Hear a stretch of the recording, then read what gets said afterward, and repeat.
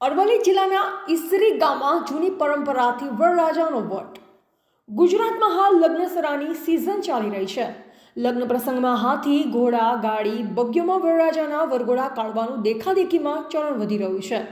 પરંતુ હાલ તો અમદાવાદ અને અરવલ્લી જિલ્લાના મેઘરજ તાલુકાના ઈસરી ગામના વતનીના પુત્રના લગ્ન ઈસરી મુકામે લગ્નનું આયોજન કરાયું છે. અહીં વરરાજા મોંઘી દાટ કાર નહીં પણ પ્રાચીન સંસ્કૃતિ અનુસાર બળદગાડામાં વરઘોડો યોજવામાં આવ્યો.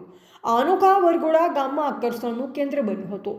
આજના યુગમાં સાદું બળદગાડું દેખાતું નથી, ત્યારે ઈસરી ગામના જયેશભાઈ ચતુરભાઈ ભાટિયા પરિવારના સુપુત્ર હર્ષના શુભ લગ્ન પ્રસંગે બળદ અને ગાડાને શણગારેલા બળદગાડામાં વરઘોડો કાઢી દાયકાઓ પહેલાની પરંપરાને ઉજાગર કરી નવી પેઢીને લગ્નની જૂની પરંપરાથી અવગત કરાવ્યા હતા.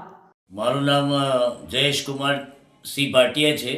હું મૂળ ઈસરી ગામનો વતની અને મારા બાબાનું નામ છે હર્ષ. એના મેરેજ આવતીકાલે એની જાન જાય છે, પણ આજે એનો વરઘોડો છે અથવા દેવદર્શન એનું નામ અમે આપ્યું છે. કારણ કે વરઘોડો કહીએ તો પાછો ઘોડો વચ્ચે આવે, એટલે મેં એને દેવદર્શનથી ઉપમા આપી.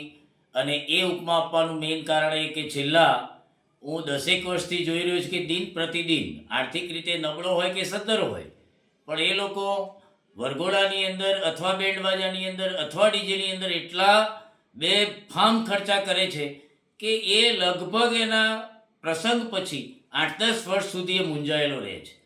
અને નંબર 2, સૌથી અગત્યની બાબત તો એ કે ભારતીય સંસ્કૃતિ દિવસે દિવસે ભૂસાઈને ખલાસ થઈ ગઈ. એટલે મારા માઇન્ડની અંદર 1 વર્ષથી વિચાર ચાલતો હતો કે મારા બાબા હર્ષના મેરેજ જ્યારે આવશે ત્યારે હું એવું કંઈક કરીશ કે ખર્ચો તો ઠીક છે, પણ આવનાર પેઢી અને વર્તમાન પેઢીને ખબર પડે કે આપણા વડવાઓ બાપ દાદાઓ કેવી રીતે જાન લઈને જતા હતા અને કેવી રીતે પરણતા હતા.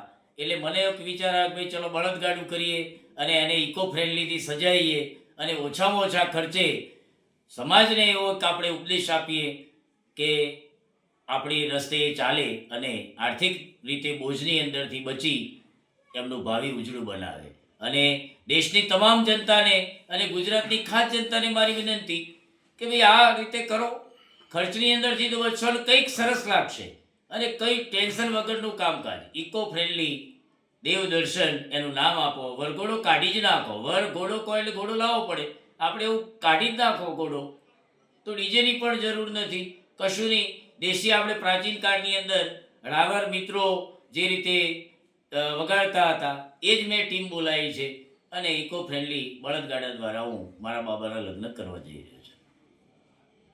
મારું નામ હર્ષ જયેશ કુમાર ભાટિયા છે અને આજે મારે ઘરે દેવ દર્શન કરવા માટે જઈ રહ્યા છીએ. બધા વરઘોડાનું નામ લે છે, વરઘોડા રીતે ડીજેમાં ને એ રીતે નીકળે છે, પણ મારા પપ્પાના વિચારો એવા હતા, મારા પપ્પાની ઈચ્છા એવી હતી કે આપણે જે જૂની રીતો છે, જૂના સંસ્કારો છે એ પાછા લાવીએ.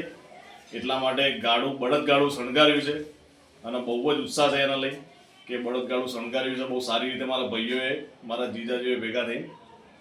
અને ખૂબ જ મને ઉત્સાહ એટલો બધો છે કે જે સમાતો નથી. અને મારા પપ્પાની ઈચ્છા પૂરી થઈ રહી છે અને પ્લસ આપણા જૂના જે સંસ્કારો છે, રીતિ રિવાજો છે એ પાછા આવી રહ્યા છે. આવનાર પેઢીઓને બી હું એમ કહેવા માંગુ છું કે આ વસ્તુ આપણે કરવી જોઈએ અને હું આની સરાહના વધારે કરું છું. રિપોર્ટર દિનેશ પટેલ, અરવલ્લી.